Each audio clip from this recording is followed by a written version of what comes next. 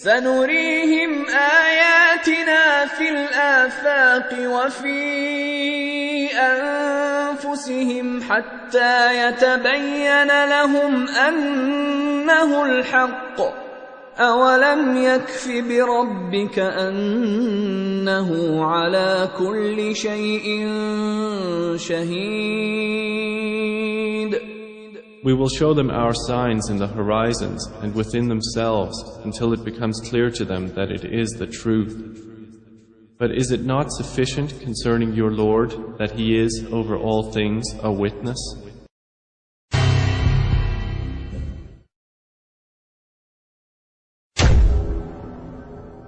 Muhammad could not have known these facts about human development in the 7th century because most of them were not discovered until the 20th century.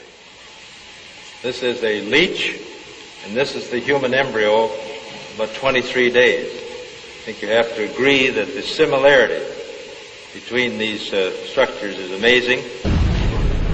The key word in both is al-Ghaib. At this stage is known to no one except Allah. The rapid growth and dramatic changes which occur after the bones have been clothed by muscles have been mentioned in the Holy Qur'an 1400 years ago. Surah 79, Ayah 32 states, also in the context of creation, and the mountains hath He firmly fixed. Similar mention of mountains is found in several other surahs. It is permissible to interpret this to imply that mountains are rooted and that modern geophysics has established deep crustal roots for the axial parts of mountain systems at converging plate boundaries.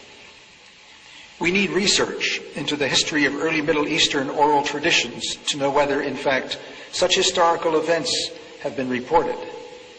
If there is no such record, it strengthens the belief that God transmitted through Muhammad bits of His knowledge that we have only discovered for ourselves in recent times. Thinking of many of these questions and thinking where Muhammad came from, he was after all a Bedouin. I think it is almost impossible that he could have known about things like the common origin of the universe, because scientists have only found out within the last few years, with very complicated and advanced technological methods, that this is the case. Somebody who did not know something about nuclear physics 1400 years ago could not, I think, be in a position to find out from his own mind, for instance, that the earth and the heavens had the same origin, or many other of the questions that we have discussed here. I find it very interesting that this sort of information is in the ancient scriptures of the Holy Qur'an, and I have no way of knowing where they would come from, but I think it is extremely interesting that they are there and that this work is going on to discover the meaning of some of the passages. Well, I would think it must be the divine being. In a relatively few ayah is contained a rather comprehensive description of human development from the time of commingling of the gametes through organogenesis. No such distinct and complete record of human development, such as classification, terminology, and description, existed previously. In most, if not all instances, this description antedates by many centuries the recording of the various stages of human embryonic and fetal development recorded in the traditional scientific literature. Muhammad was a very ordinary man. He couldn't have read, didn't know to write. In fact, he was illiterate. And we're talking about 1,200 years ago. You have someone, a literate person, making profound pronouncements and statements that are amazingly accurate of a scientific nature. And I personally can't see how this could be a mere chance. There are too many accuracies. And like Dr. Moore, I have no difficulty in my mind reconciling that this is a divine inspiration or revelation which led him to these statements. Summary. The Quran describes not only the development of external form, but emphasizes also the internal stages, the stages inside the embryo of its creation and development, emphasizing major events recognized by contemporary science. Thank you for your attention. As a scientist, I can only deal with things which I can specifically see.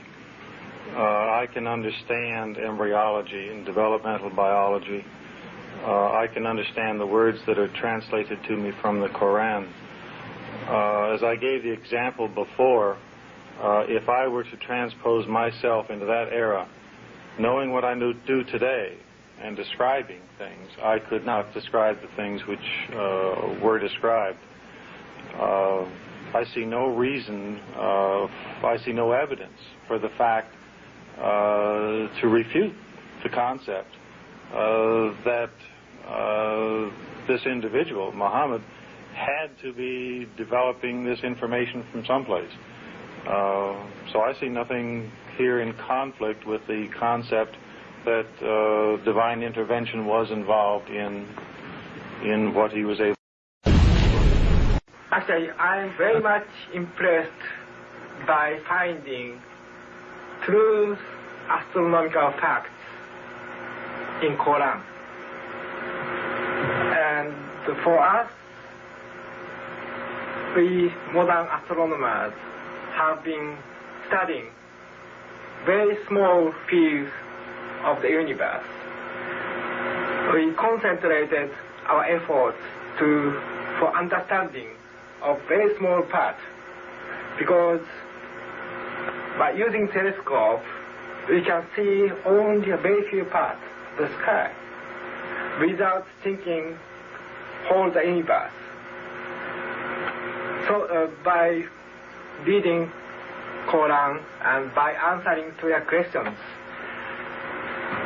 I think I can find my future way for investigation of the universe. And then when I was maybe about 1/3 in Quran, I remember telling my wife, you know, this Muhammad, he must have been a very smart, very intelligent man, because this book is very clear, very logical, very easy to follow, and there are no contradictions. But then as I read later, I suddenly saw a scientific fact which I knew was only discovered in the 20th century. So immediately I saw that Muhammad is not the author of the Quran. That Muhammad is a messenger sent by God to give the Quran to mankind. I saw, MashaAllah, Muhammad Rasulullah.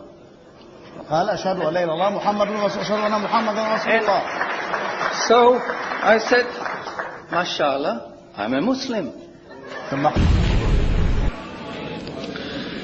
It is a great pleasure and honor for me to introduce to you an eminent scientist and a scholar of Quran,